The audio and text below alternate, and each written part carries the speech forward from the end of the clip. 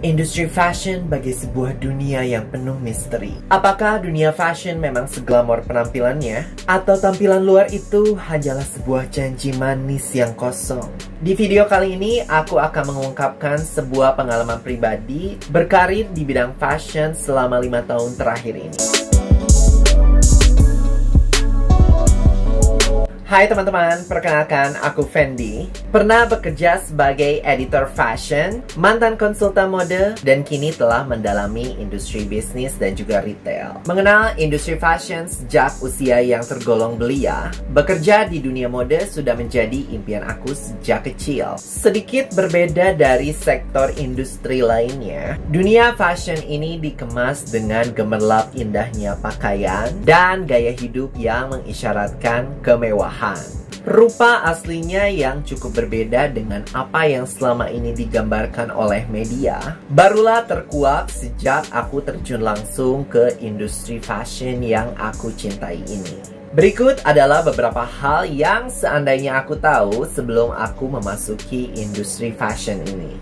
Yang pertama, setelah warawiri di berbagai departemen sektor mode, barulah aku tersadar bahwa industri fashion bukanlah bidang pekerjaan yang menjanjikan kestabilan, baik secara finansial maupun karir. Terutama jika berbicara tentang industri fashion di tanah air. Setidaknya untuk saat ini. Apabila kamu bertujuan untuk meningkatkan taraf hidup dengan bekerja di industri fashion, aku pribadi merasa ini bukanlah jalur karir yang tepat. Setidaknya untuk saat ini. Bukan bermaksud untuk mematahkan semangat, namun dengan beban dan juga jam kerja yang relatif berat, sekaligus industri fashion di Indonesia yang kini belum menjadi komoditas yang diprioritaskan oleh lembaga pemerintahan formal, kamu akan merasa usaha yang telah kamu kerahkan tidak sebanding dengan upah yang kamu dapatkan. Yang kedua, sebagai seseorang yang pernah bekerja di bagian kreatif di industri fashion, seringkali menjadi aturan yang tidak tertulis untuk dapat menyesuaikan penampilan ketika harus menghadiri berbagai acara sosial. Mulai dari bertemu klien, liputan, hingga menghadiri berbagai acara. Berbeda dengan industri perbankan, penerbangan, hingga perhotelan yang sebagian besar memberikan fasilitas untuk mendukung hal ini. Banyak perusahaan fashion di Indonesia masih berskala relatif kecil, sehingga tuntutan ini tentu harus diakomodir oleh isi dompet masing-masing. Dari dua pembahasan sebelumnya, sampailah kita ke poin terakhir. Poin yang mungkin cukup tergolong kontroversial, tapi pembahasan di video ini berdasarkan pengalaman pribadi, oke? Jadi, perspektif dan pengalaman yang berbeda mungkin saja dialami oleh orang lain.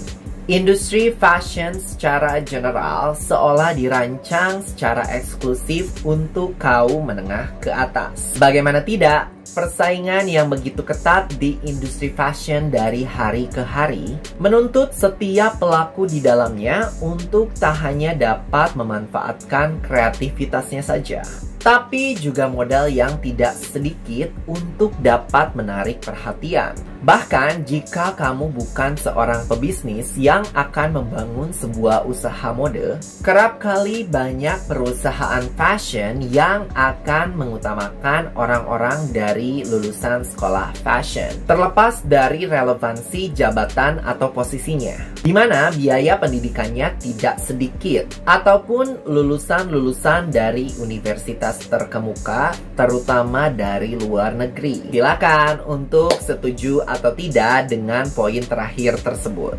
Demikianlah penjelasan singkat dari pengalaman pribadi aku dalam mengarungi karir di industri fashion. Sekali lagi aku tegaskan bahwa penjelasan tersebut merupakan penjelasan dari pengalaman pribadi ya. Persamaan maupun perbedaan mungkin saja dapat terjadi. Tinggalkan opini kamu di bagian komen, klik like dan subscribe ke channel ini. Follow juga akun TikTok Fendi Fashion Blog untuk informasi menarik lainnya seputar fashion. Semoga video kali ini dapat menginspirasi dan bermanfaat. Sampai berjumpa di video selanjutnya.